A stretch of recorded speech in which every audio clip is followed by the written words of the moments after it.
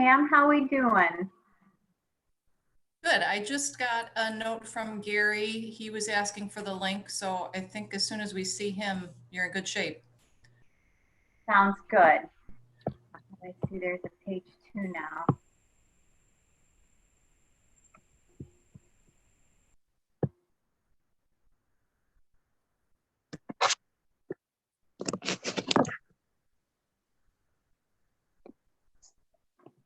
And I would just ask for those of you that are on with us, if you would please all mute your microphones. That would make all of the audio better for everyone until you want to speak. Thank you.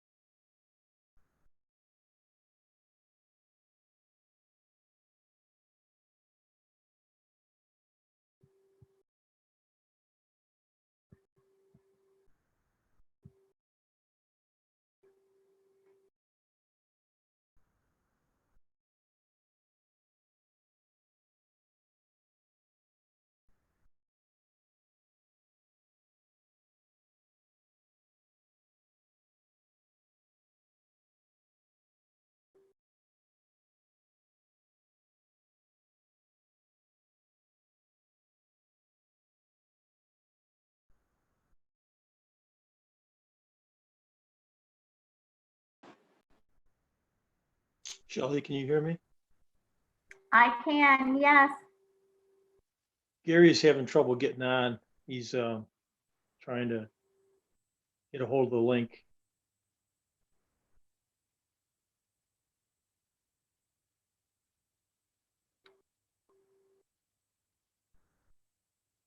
I think that Pam is working with him, Gordy. Thank you.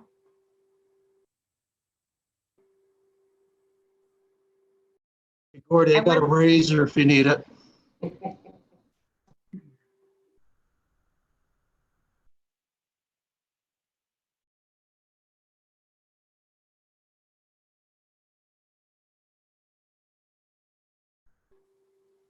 What'd you say, Sheriff?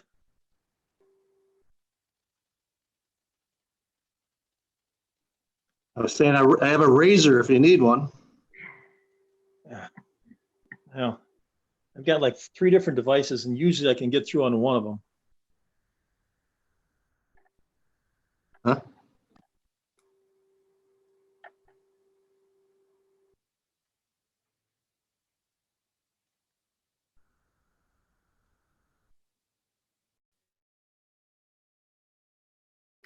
Sorry for the delay, folks, but I would like to say welcome to our partners from towns and villages, especially that have joined us today. Thank you and welcome.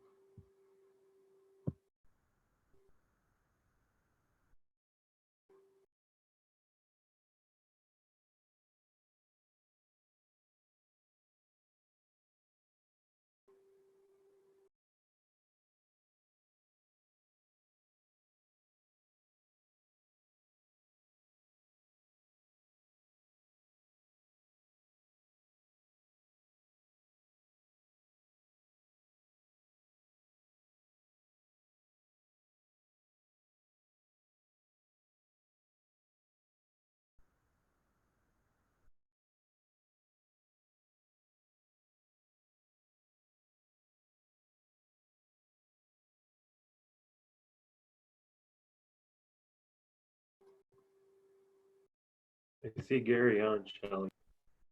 Do you? Just made it. Oh, good. Thank you. Little technical difficulties though. Well, I understand that completely, believe me. Pam, ready? Yep, you're all set. Terrific. I'd like to call the 9th day of the Genesee County Legislature to order, please, for Wednesday, May 13th of 2020. We're meeting in regular session at 5:30 p.m., but because of the novel coronavirus COVID-19 pandemic and the state and federal bans on large meeting gatherings, and pursuant to Governor Cuomo's Executive Order 202.1 issued on March 12th of 2020, suspending the open meetings law. The Genesee County Legislature meeting will be held electronically via Zoom video conference instead of a public meeting open for the public to attend in person. Minutes of the meeting will be posted on the Genesee County website legislature page. Legislator Tory offered to assist with the audit, and the prayer will be offered by Legislator Mayha, followed by the pledge. Legislator Mayha, please. Thank you, Madam Chair. There's Heavenly Gary. Father, can you hear me? Heavenly Father, guide us with wisdom and strength as we meet here today to represent our communities fairly and impartially, and help us make the right decisions and provide the leadership that promotes the common good. As we endure this new normal in our lives, we pray earnestly for the heroic medical personnel, first responders, and all others who assist us during these unprecedented times. We ask that you be with them and give them physical immunity so they may be safe during this difficult time. We ask this all in your name, amen. Amen. I pledge allegiance to the flag of the United States of America and to the republic for which it stands, one nation, under God, indivisible, with liberty and justice for all. Thank you. Clerk, if you could please call the legislator roll call, please.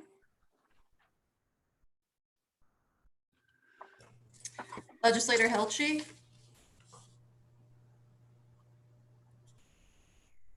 Here. Yunker, Present. Dibble, Here. Young, Here. Stein, Here. Tory, Yes. Dalio, Here. Clattenburg, Here. Mayha. Present. Thank you.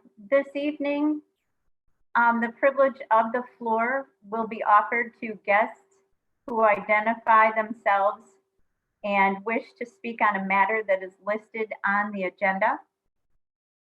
We would ask that you would please state your name for our record and be aware of a 5-minute time limit.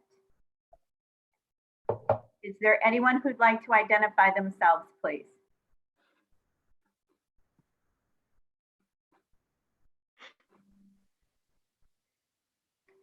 Hearing none, Legislator Mayha, would you like to offer our proclamation and commendation this evening?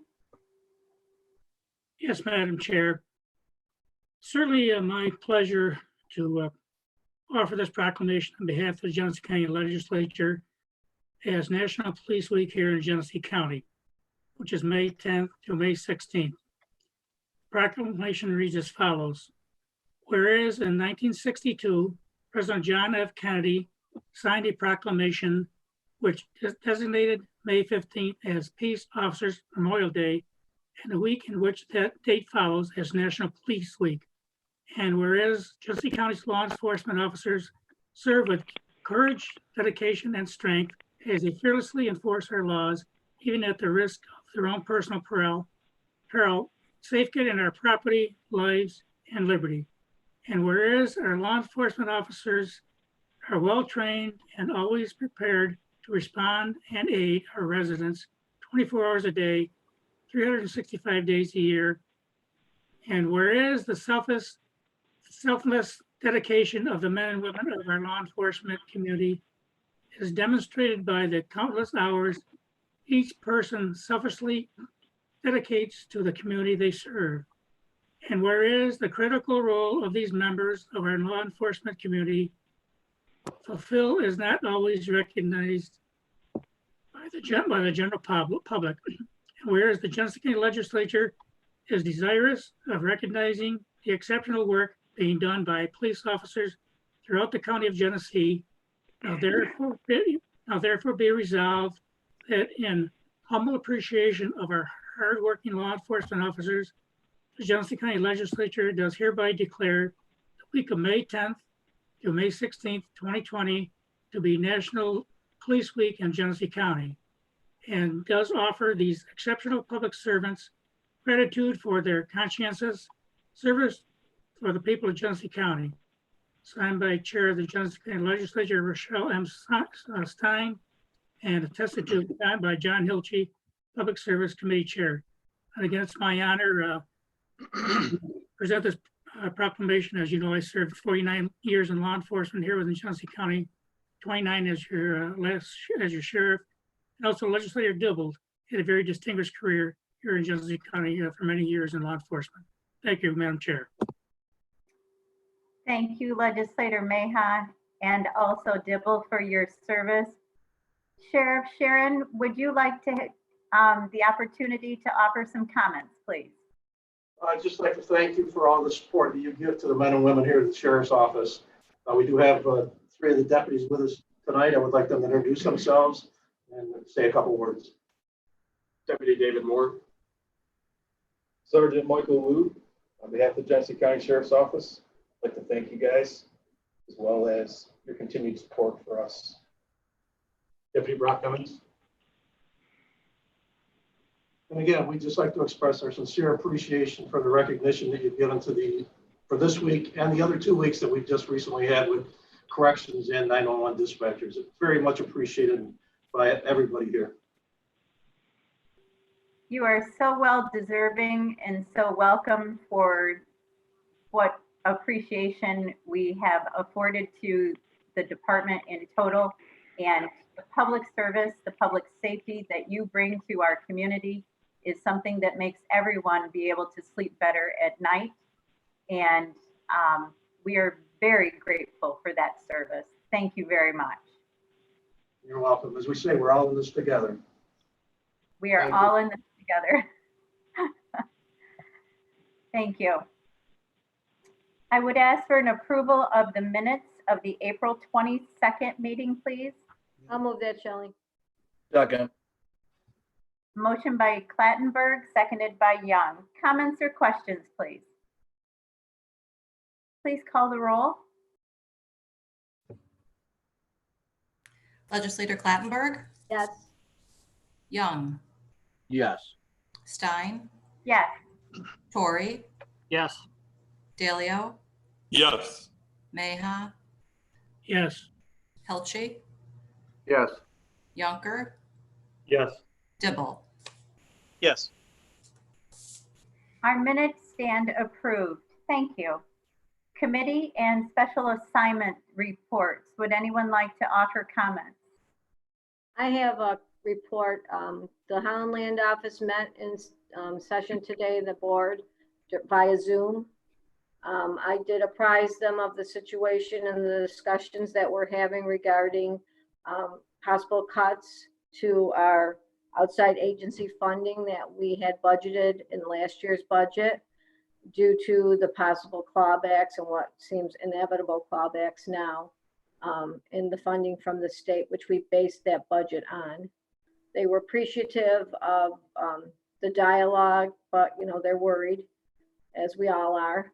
And I just wanted to let you know that under the direction from the chair, those of us who serve as liaisons were directed to let them know, and I did that during the meeting today. Thank you, Legislator Clattenburg. Legislator Yunker? Thank you, Madam Chair. Just a report from Genesee County Soil and Water, we did meet this morning as well.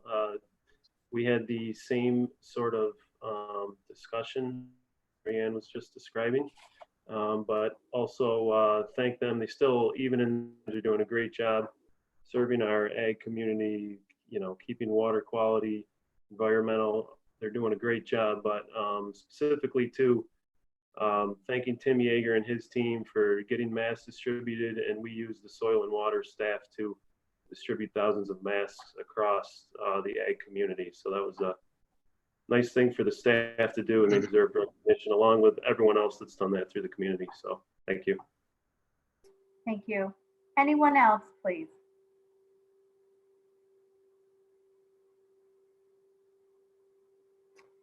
Thank you. Legislator comments.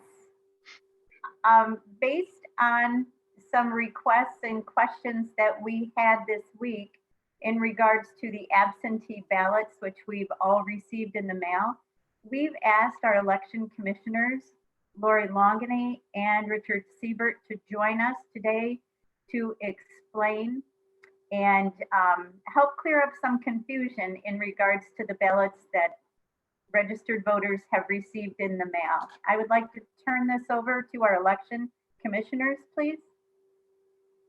Are you there, Lori? Hello? We're here, Dick. Okay. Is Lori here? She's here. Yeah, I'm here. Okay. I just had Lori, to you want to unmute. start? I sure will. So by now, I think about 38,000 of our voters in Genesee County received their absentee applications that we sent out, and they were dropped on Friday, and the first voters received them on Saturday. But I will say that on Thursday night, there was a new executive order that made filling out the application a bit confusing. And I tried to get a note put in, but they had already gotten in, you know, they were already boxed up and ready to go to the post office, and there was no going back. But what the executive order stated was that this absentee application was only good for the primary election, which caused a little bit of confusion with voters because they wonder what they put down for dates, if they put general down, what they put down for the reason they're requesting an absentee ballot. And I emailed this sample of an absentee ballot, and this is the correct way to do it. Number one, in the instruction box, the voter is to mark 1, which is temporary illness. And then in box 2, the voter checks primary election only and special election only. Now, if a voter messes this up and sends in and is requesting an absentee ballot, we are not going to reject it. We're going to honor the voter's request for an absentee. But some of the things that I think that have caused a lot of confusion, and we've tried to put a lot of press releases out and put a lot of information on our Facebook page, is I think a lot of voters think that because they got this absentee application in the mail that there's no voting on June 23rd, and that's not true. We're having early voting. We're having in-person voting on June 23rd. We're voting out at County Building 2 for early voting. So the election is on. The executive order that came out a couple of weeks ago stated that all voters were to receive an absentee application, and it's their choice of whether they want to fill it out and mail it in or not. Now, me and Dick have both agreed, which we agree most of the 99% of the time anyway, but we agreed that we want voters to vote absentee, as many that want to. We also want people that want to vote in person to come out and vote in person. So that's about it. But just to give you some numbers, today we received 100 absentee applications in our office. So far, we've received 900 applications, some that came before the mail drop came. So we are getting what we think is an uptick in absentee requests for absentee ballots. I'd like to let all of you ask any questions that you might have about that part of it. Shelley, if I could just add, this is Dick. What Lori was saying is true, but I want to point out that for Republicans, they're going to get 2 absentee ballots, one for the special election and one for the Republican primary. The Democrats are going to get 3 absentee ballots, and that would be one for the 61st, one for the 27th, and at this point, one for the Democratic presidential primary, which is still on, which could come off as late as next Monday. But Democrats are going to get 3, Republicans are going to get 2, and it is confusing. This is the first time ever that we've had a regular election, like a special election, and a primary the same day, and there's a lot of confusion among Republicans about why are we having a primary and a special, the general election, really the same time. But it is what it is, and it's tough. So could you clarify, the special election is to fill that seat through December of this year, is that correct? Absolutely. Hypothetically, Jacobs is the candidate, Republican candidate, who was picked back in January by the 8 chairs. He could theoretically win this election against McMurray, and then on the same day, the primary, let's take one of the other 2 candidates, if they won the primary, Jacobs would only serve to December 31st. That other candidate in the primary would then be on the ballot in November. And then based upon, again, McMurray would be on the ballot again, and no matter what happens, he would be on in November again. And then that other person would then serve the whole 2-year term, whoever wins the general election, which would be in November. But it's very confusing. But you could have somebody like Jacobs, who perhaps might win. They would only serve to December 31st if he lost the primary, which is the same day. And people don't quite get that. And I don't sometimes get it. Which is why we thought it was very important that you would be able to share this information with us today. So appreciate it terrifically. Could you talk about what day this application must be back into your office, please? The date for the primary? I'm sorry, the date for you get back for the absentee? Is that what you're saying? Yes. Lori, you got that date right off the top? I'm don't. looking. It's a, hold on, I'm gonna.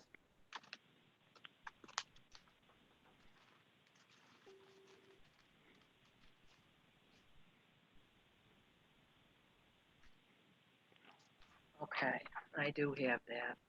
So the last day to postmark an application, an absentee application, is Tuesday, June 16th.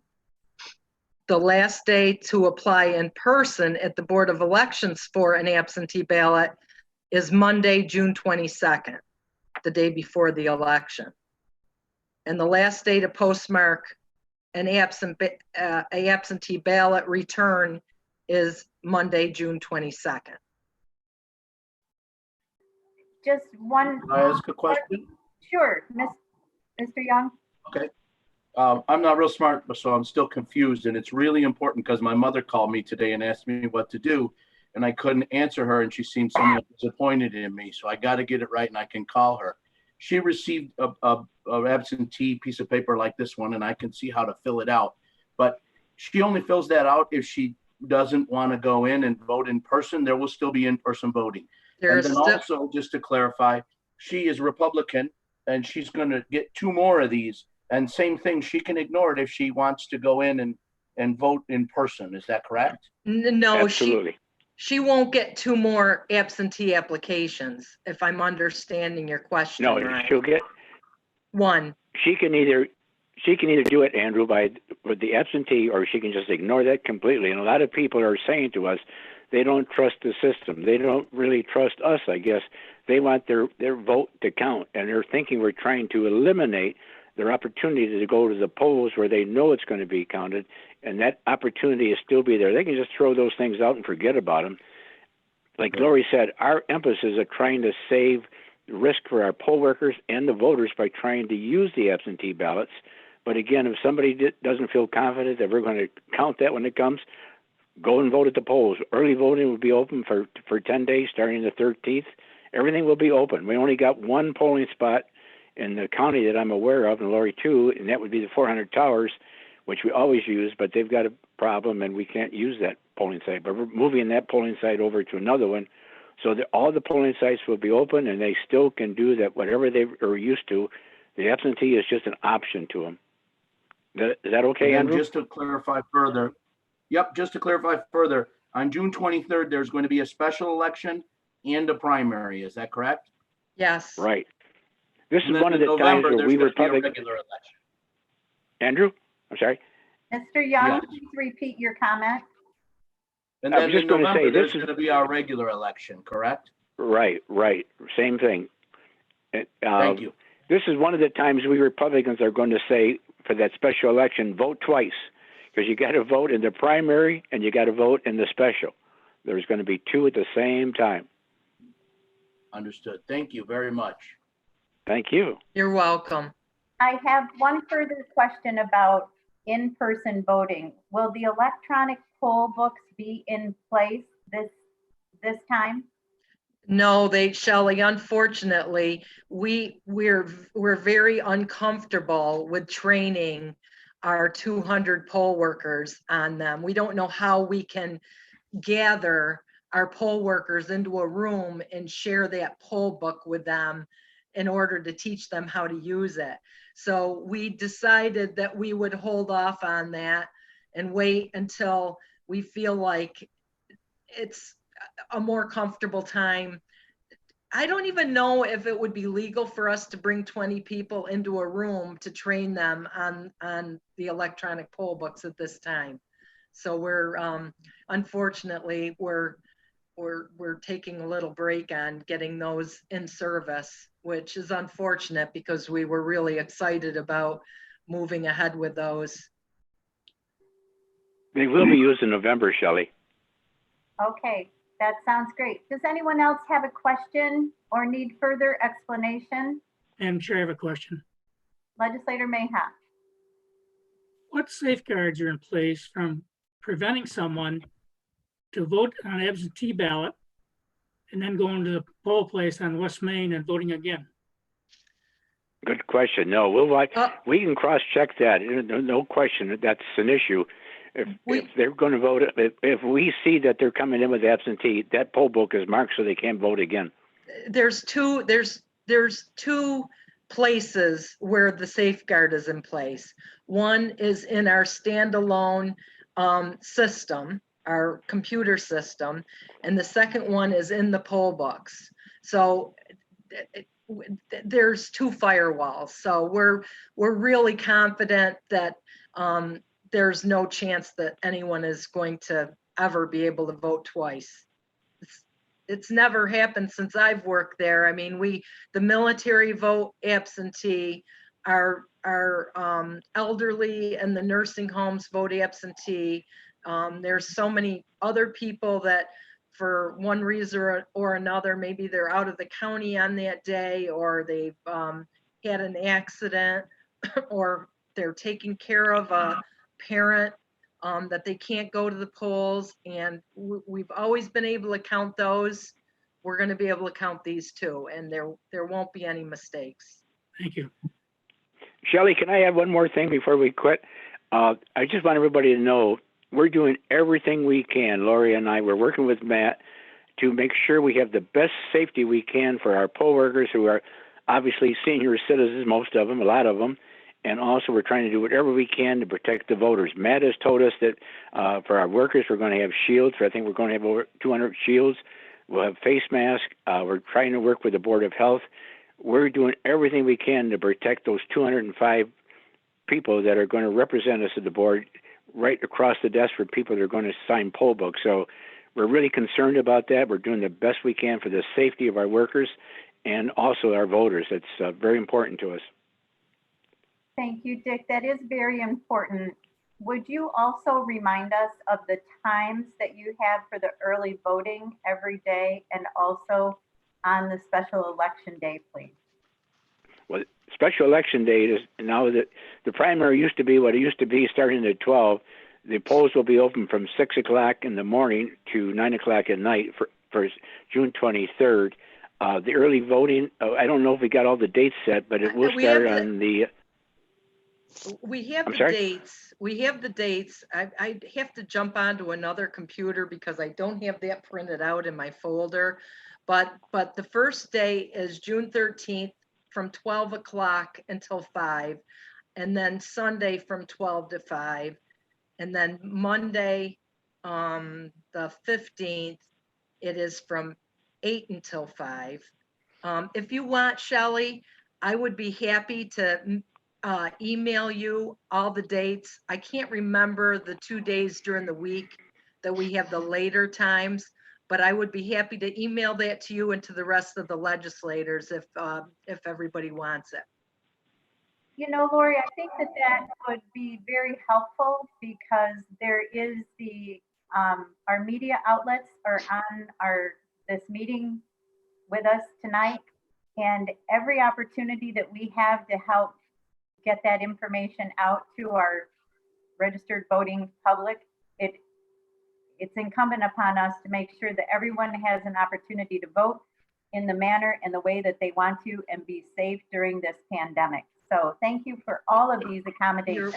You're welcome. And we have been reaching out to our friends in the media. We sent, I was on a phone call with Brian Quinn a couple of days ago, and I gave him I emailed him all of that information.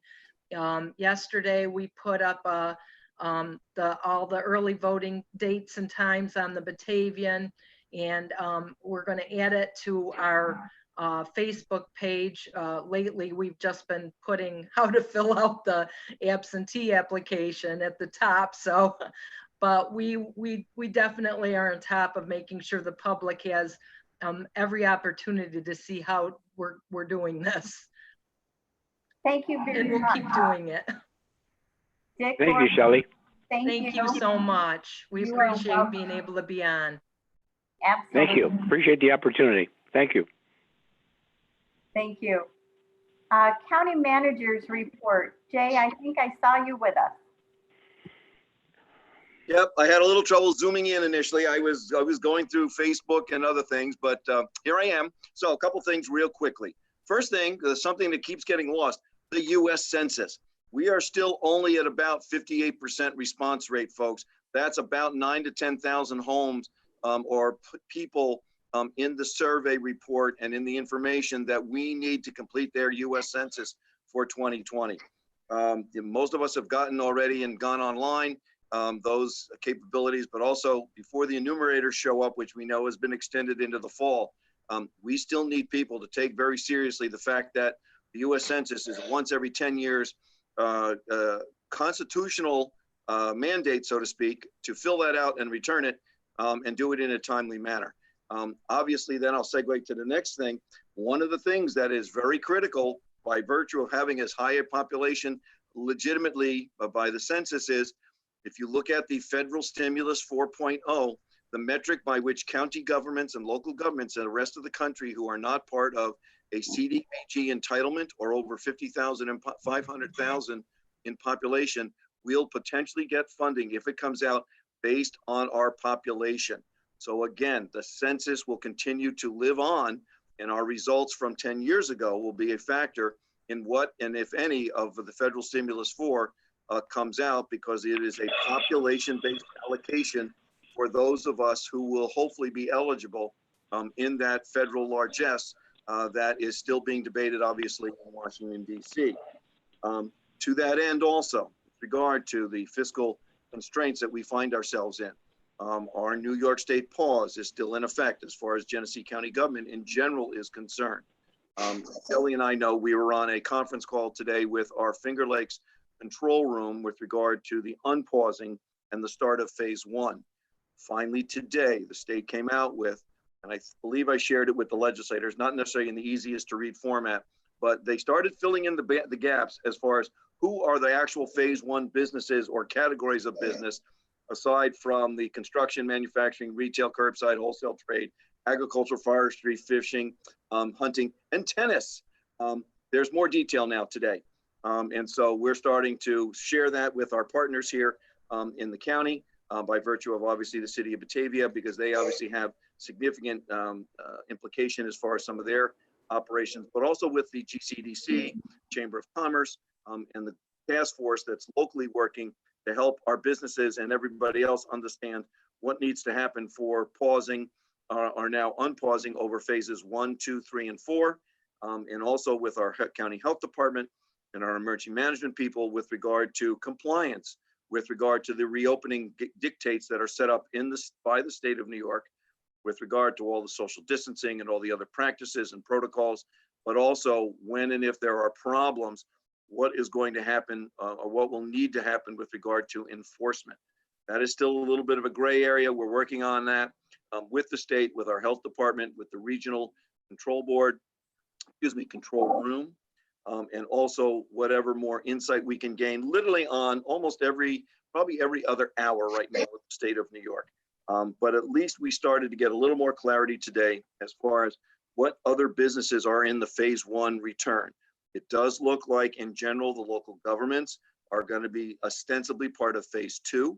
Obviously, parts of our organizations like public safety, public health, emergency management have not been paused at all.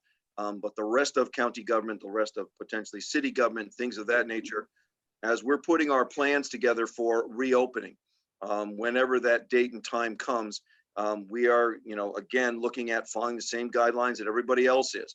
What are we doing as far as sanitization? What are we doing as far as personal protection? What are we doing as far as distancing, as well as where our customers are, but also very critical issue with regards to the safety and security of our own employees.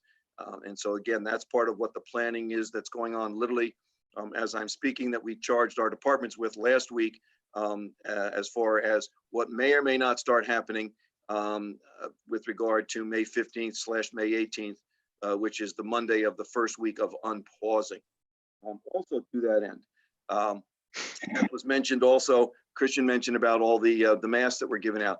Yesterday, Tim Yeager received another 10,500 reusable washable masks. So in case some parts of our community are still looking for us to try to help them get that because they don't have access to, or they don't have people vociferously creating and making them for them, there's still new supply there that is coming in from the state OEM. As far as the county budget is concerned, obviously, we still have a number of people on furlough. We still have a number of strategically frozen positions. We are asking departments to continue to go through and make adjustments to and/or withhold incurring expenses and looking at the rest of their budgets as far as how we survive through even calendar year, budget year 2020. One little slip in informationally that came out of one of the pieces of information I was reading today from NISAC, it could very well be that this first hit by the governor is at least going to start at a 20% reduction as far as state aid to whatever they determine to be the impacted parts of the rest of government in New York State, county, city, town, village, and then in some cases, apparently some of our special districts and/or state-funded agencies, in some cases, like some of our aligned services with mental health. There's no detail, but again, the NISAC people picked up on a vibe that said it could start at least at, with this first whack that the governor and the budget director, Mr. Mahika, take at a 20% value. But again, that is strictly I guess what I would call finger on the pulse in Albany. Nothing specific or detailed has come from the executive office or from the state budget office. But again, we're all planning and preparing for what various eventualities may come out as far as also the reduction in sales tax coming to this community as well as state aid. That's it for the moment, Madam Chairman. Thanks, Jay. A question for you. Is it also a fact that the legislature has an opportunity to review what the governor has proposed in the budget adjustment at this first? Yes, the state legislators, if they are, and they are still in session, as I understand it, they have a 10-day window from the point when Mr. Mojica and the governor put a list together and or start a reduction in state aid and or reduction in expenses of state government itself. They have a 10-day window to come up with an alternative plan. And they have to vote on it and make that an official document that they then submit to the budget director and the executive, as I understand it. So do you think that there is any appetite there for a relaxing of some of the mandated services that we're providing? To the best of our knowledge, that is not a consideration at this point. It's kind of that whole side of the equation has kind of gotten lost in the shuffle. It is a question that we keep pursuing on our calls with our NISAC colleagues around the state when it comes to, in this case, on Thursday evening. Also, the managers and administrators talk on a weekly basis. Also, nobody has been able to get an answer with regard to that aspect of how the state of New York, again, if you use the very convenient term, the 9 for 90 programs, the things that we are mandated, we still have not seen, and I continue to stress this, from FedStim 1-2, we were supposed to receive a reduction in our weekly shares. The state of New York has received approximately $1.8 billion in Medicaid funding for their purposes. There was also a connection because of Senator Schumer and others at the federal level to get our weekly shares a slight benefit for this calendar year as far as the county weekly shares of $177,000. That money and that benefit has still not shown up, and we are now talking, I believe, at least almost 5 weeks. So again, there's something that at least on the weekly shares, which for us total about $9.5 million a year, there would be some benefit even for the balance of this calendar fiscal year for the county of Genesee, as well as all the other counties in New York State. And that money is still sitting somewhere, I'm going to believe, in the inner sanctum of the state capitol in Albany. Thank you, Jay. Are there any other questions for Jay?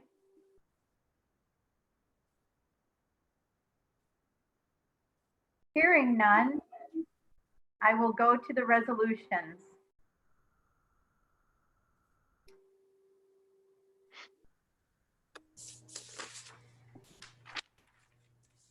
Resolution number 1 is Agreement Extension Office for the Aging and Mastery Program. Approval of. Legislator Delio offered the resolution.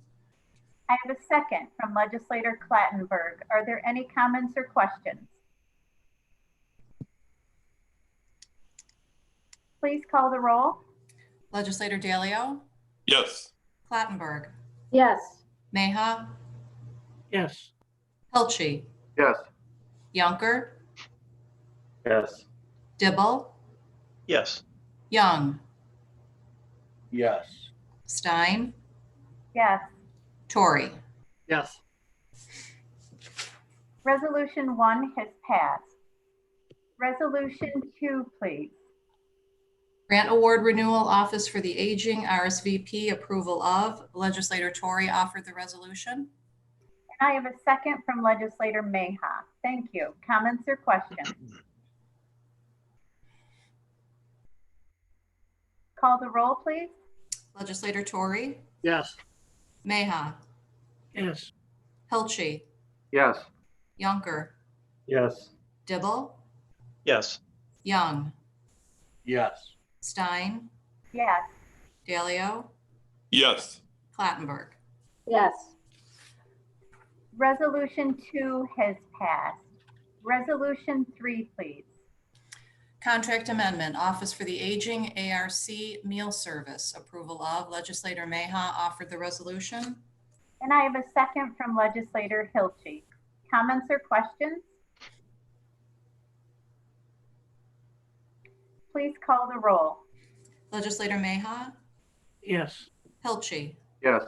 Young, Yes. Dibble, Yes. Young, Yes.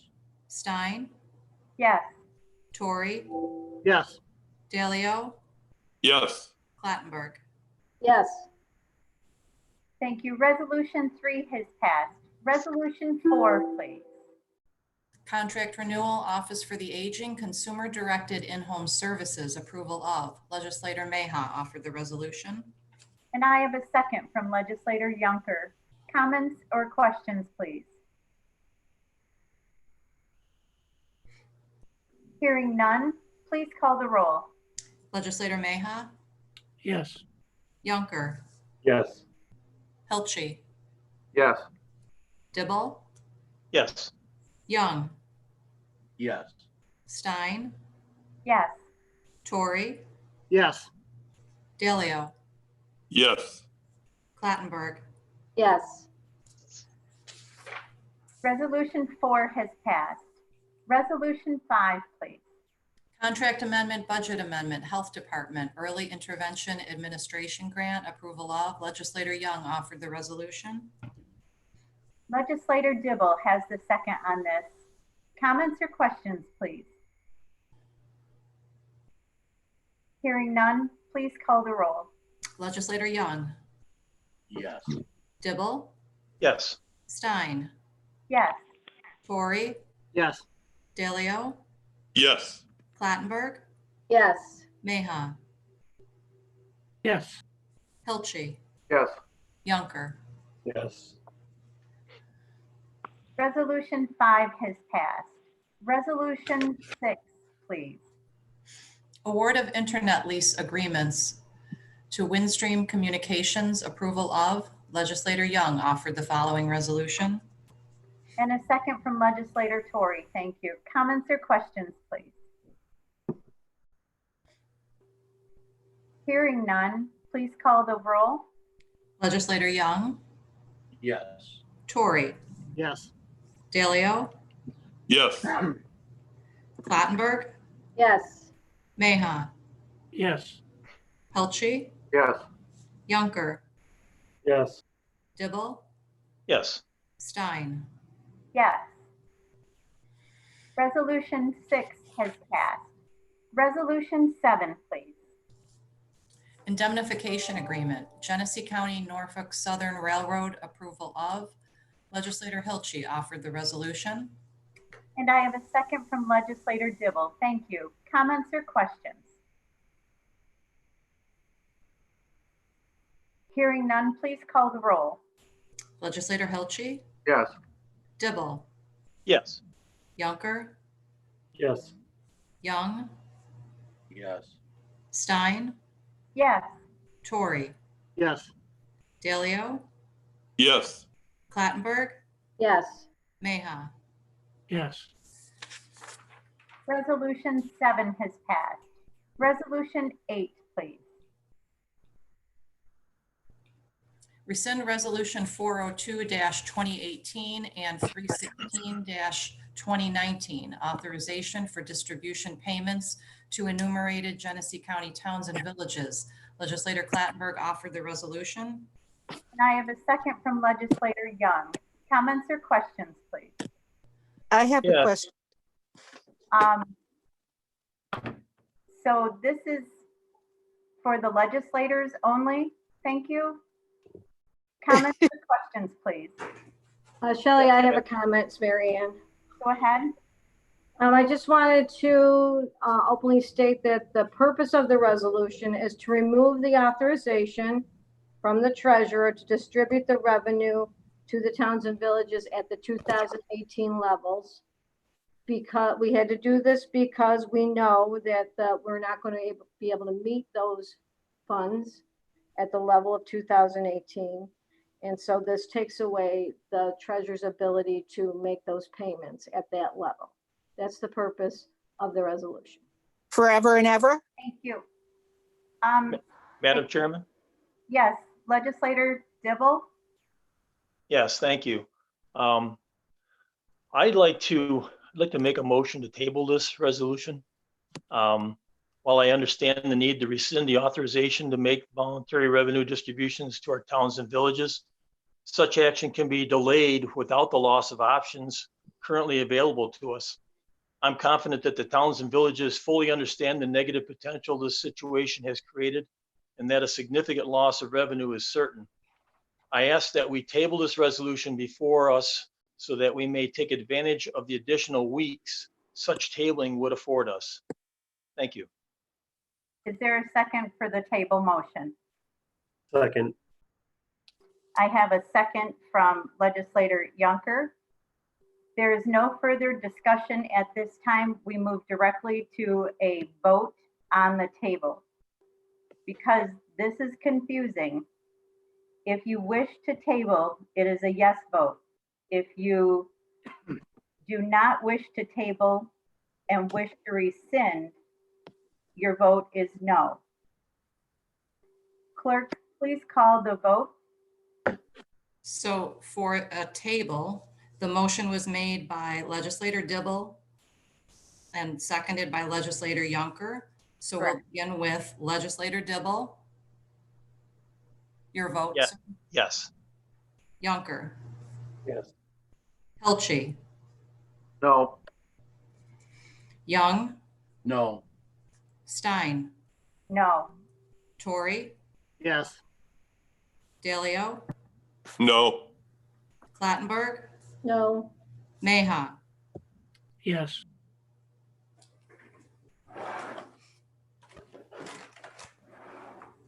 I think we're having a calculation. We are.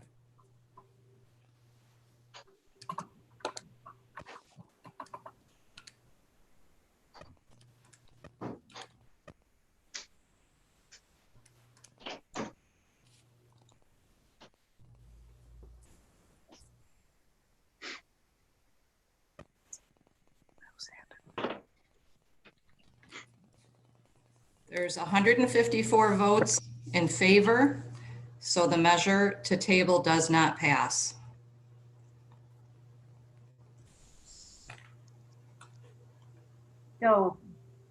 So you're going to do this forever then, huh? Point of order, Madam Chair. Why were we not allowed to speak? We are not, this portion of the meeting does not allow for comment. That was to be done at the beginning. When we're all- That wasn't made I raised my clear. hand and I was passed over. the discussion will continue for the legislators and we will take a vote. Why were we passed over? I raised my hand and we were passed over. Actually, we offered that opportunity and no one spoke up. I couldn't get on. I raised my hand on the Zoom meeting and you passed right over. Any further comments from the legislators, please? This will show in the vote. Madam Clerk? Chair, Really, you're going to never give us any money ever again. the existing language allows for a reduction. I would ask that the clerk mute the participants besides the legislature. I hope you guys get voted out next time. Madam Chair, Yes, Legislator Mayha, thank you. are you asking for comments on this resolution?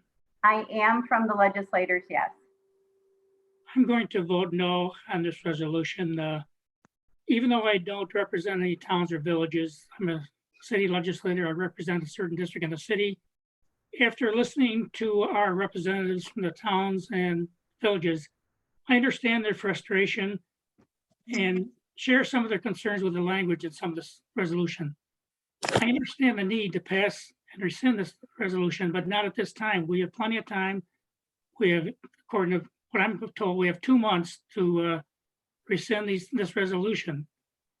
And I think we can get together and craft some language so it isn't so strong that in the end, it says that we're going to discontinue these payments until further notice. I think we can create some language that would satisfy our towns and villages and show our support for them and allow us to continue making distribution payments to them without any specifics as to what form it would take or how much. That's my concern, and that's why I'm going to vote no in this resolution. In addition to that, if you pass this resolution, which is rescinding 402, you're also removing your authority to remove for removing payments to towns and villages in order to create the uniform rates for water. And that's part of the resolution. You'll have Legislator to Tory, pass another resolution later anyway. sorry. Thank you, Gary. Legislator Tory, I just have a lot of similar comments. I'm going to vote no on this as well. I work closely with the 3 towns that I represent in the village when we first crafted this current agreement. I'm just not comfortable leaving them in a vacuum during this very difficult times. I think we have time to get more clarity and draft a replacement agreement that will better serve the county and our partner towns and villages. Thank you. thank you. Legislator Yunker, Thanks, Madam Chair. I too have similar comments.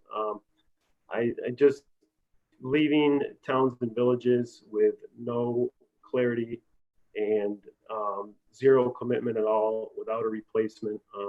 At this time, I'm going to vote no. I believe we do have time. We know that we all are going to have less dollars to work with.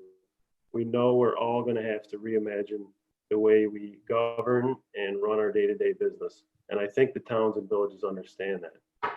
All we need to do is act like they are partners and come up with a resolution committing something to them.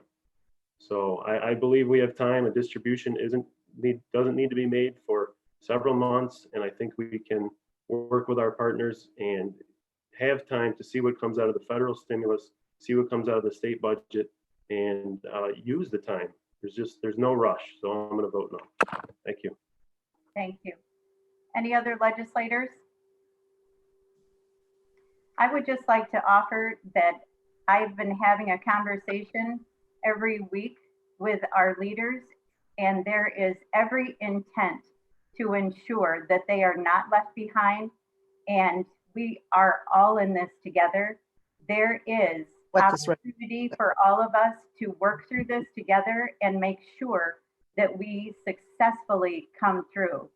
There is intent to continue to provide support for towns and villages as we have demonstrated before, and that will continue. Clerk, please call the roll. Legislator Clattenburg, Yes. Young, Yes. Stein, Yes, Tory,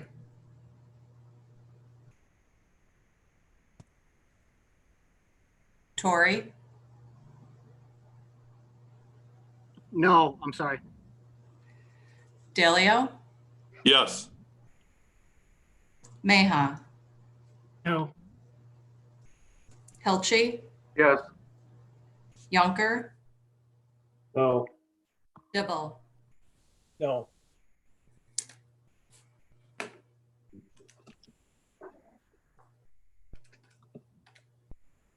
Thanks for nothing.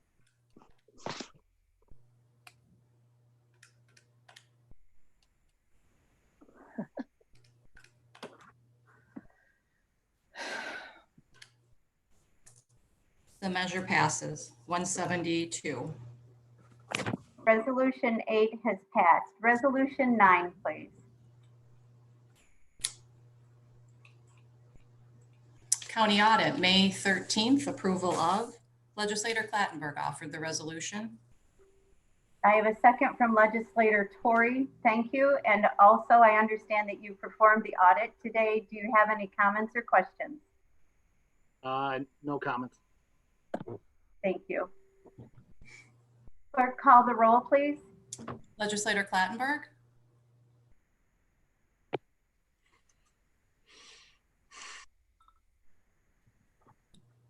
Legislator Clattenburg, Yes. There we go. It's stuck. Legislator Tory, Yes.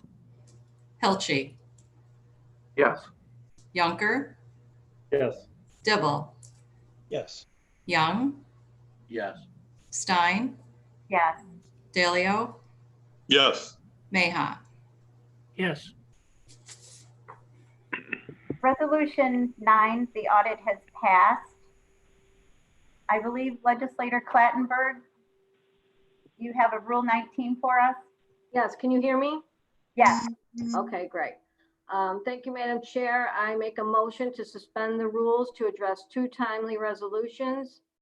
Number 1, Congress is considering another stimulus bill, and this resolution urges the New York delegation to provide all counties direct, unrestricted federal aid based on county population.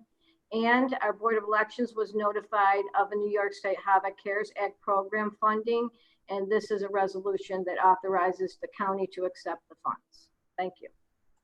Thank you, Legislator Clattenburg, and I have a second from Legislator Young. Please call the roll. Legislator Clattenburg, Yes. Young, Yes. Stein, Yes. Torrey, Yes. Dilio, Yes. Meha, Yes. Hilchi, Yes. Yunker, Yes. Dibble. Yes. The Rule 19 has passed. Resolution 10, please. Calling on the congressional delegation to provide counties with direct federal aid to support counties' COVID-19 response and reopening economic activity efforts. Legislator Meha offered the resolution. And I have a second from Legislator Clattenburg. Are there any comments or questions in regards to this resolution? Hearing none, please call the roll. Legislator Meha, Yes. Clattenburg, Yes. Hilchi, Yes.